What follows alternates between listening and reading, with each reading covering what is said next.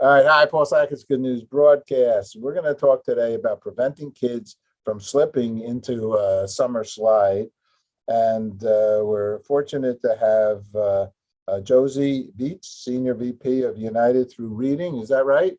That's correct. All righty. United Through Reading. What does that mean? What we do at United Through Reading is we connect military families through the act of reading aloud together. The main way we do that is by recording military members reading a story, a book, and then we send that video recording of the story time home to the child along with the book.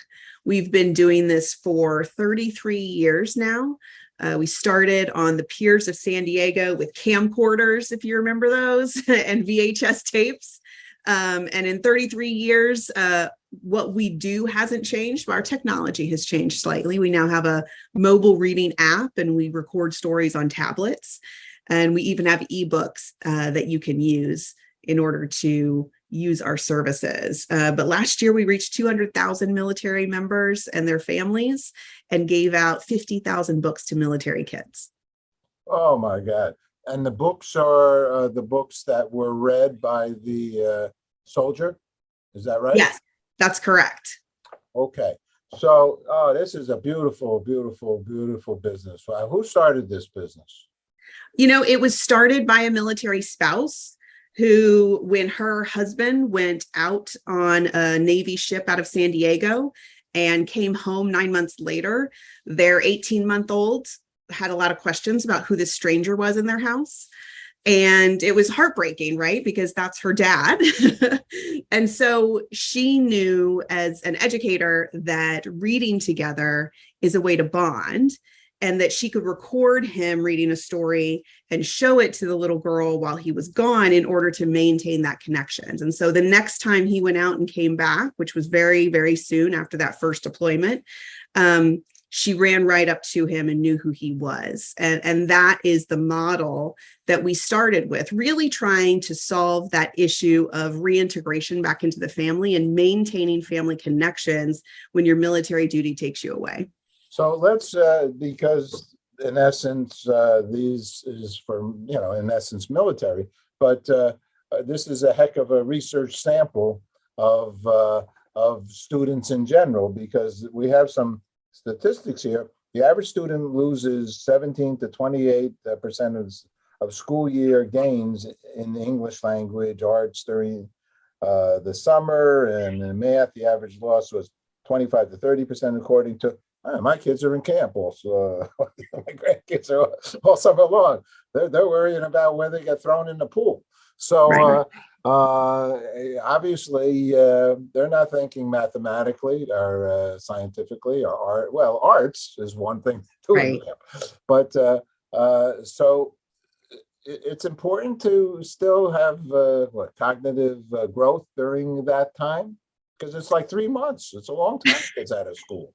It's a long time. And, at the same time, I think both our kids and our teachers need a break. They need that break from the daily routine of going to school. And I know I enjoy summer with my kids. We went to the beach this weekend.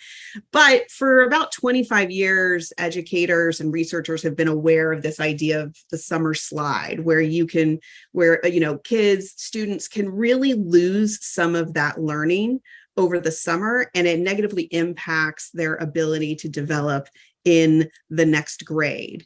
And so we at United Through Reading, one of the ways that we address that is, of course, we talk to families about the summer slide, about how important it is to, even though your routines kind of go out the window sometimes in summer, that it's important to keep at least a reading routine. As we know reading and literacy is a building block of education, building block of your math, your science, all of your other subjects rely on a strong foundation in reading. So to prevent that summer slide, reading can be a core part of your toolbox to make sure that that's not happening in your family. Uh-huh. Well, I think so. I wasn't a good reader, but my mother was a librarian. And so I was a silly kid, and I said, I don't know, why am I going to read? Plus, I have a hard time reading. I don't know whether in the sense of I don't think I have. I never got tested for ADHD or some of these dyslexia. I'm not dyslexic. That part I do know. But in essence, I sort of almost fall asleep reading. And I took Evelyn Wood to read fast. You took your finger and you went. Right. It's not easy to read a long book. I'd say, give me a small book. I Right. read small books, but a big book. How do people actually even do that? I don't even know.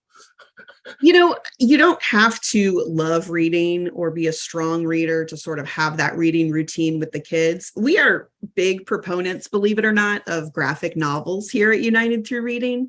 They're kind of like long form comics that tell the story in a little bit of a different way. Any reading is good reading, and particularly as adults. I will tell you, I work for this lovely literacy organization. I don't read as much as I would like to. I have a hard time. I always think of sitting down and being still and reading. I do listen to a lot of audiobooks. But I will tell you, I do sit down and we do have 15, 20 minutes, if I can push it, every day where everyone in my families, me and my kids, we sit down and we read. Now, sometimes it's recipes, sometimes it's a story that we read together, maybe a picture book. My kids are older, but we still read picture books that they enjoyed from when they were younger. Setting aside that time, you don't have to be reading the Iliad or a classic or, even grade level appropriate things with your kids. You can read them the books that you read with them when they were a toddler or a smaller kid. But you're mentioning, and if I understood this, I mean, so a soldier in Iraq or somewhere, Afghanistan and so on, any of these terrible scenarios, we're into the World Peace Day concerts and peace overall, and nobody hates war more than a soldier, said Dwight Eisenhower. And so we hopefully our work towards the International Day of Peace, and at 12 noon for everybody to pause for a moment of silence. So because whatever, we all know why, because it makes no sense. There's no sense about it. In any case, but these people are reading. So these are in essence audio books, right? I mean, this is an audio scenario to a degree, right? Well, so we do video record the service member. Audio or video but that's still audio or video, right? Right. And so it's the video, and the video really provides that opportunity of seeing mom or dad. Oh, yeah. For kids in particular, when mom or dad are deployed somewhere, whether it's to an active combat scenario or even deployed on a ship in the Pacific with the Navy, they worry about their parent that's not there every day. Yeah.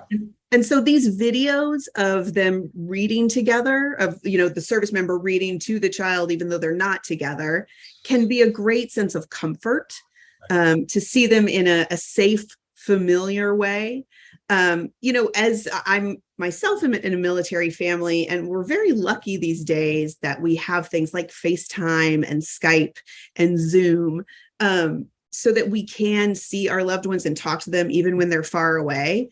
But, with the types of assignments that our military service members have, you're not always able to make that connection, and it's hard to make conversation.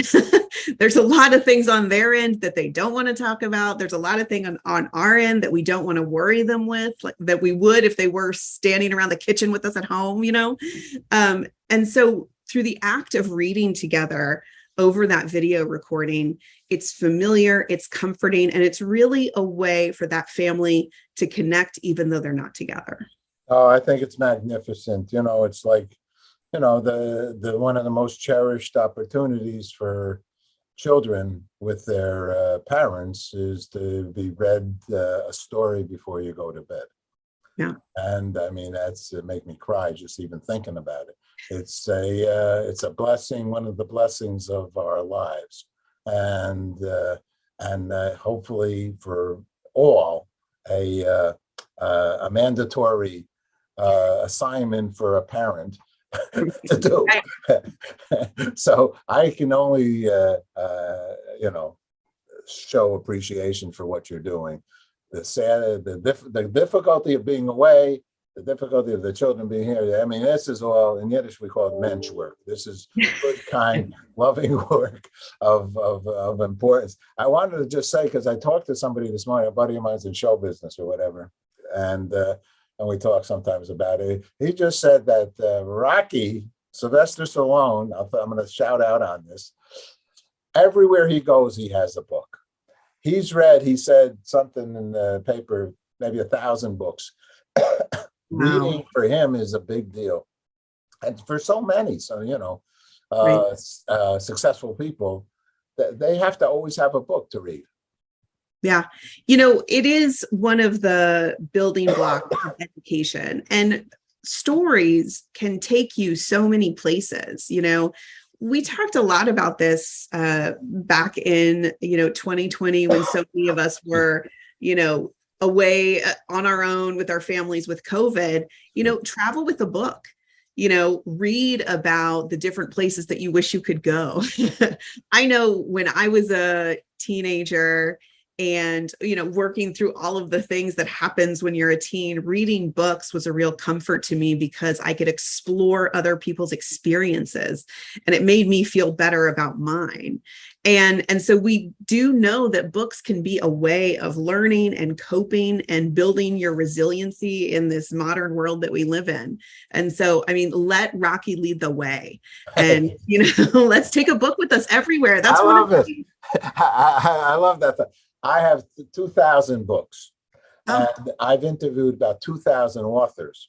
Yeah. See, I don't have to read their book, and I don't read their book, and they know I don't read their book, but I interview them in 10, 15 minutes or whatever about their book. Mm-hmm. And I figure I'm the audience, and that if they can't tell me about the book, how could they have written that book? So, right. So I'm the audience. And so they also, authors, they've realized, Barnes and Noble has a reading, an author come and talk at noon.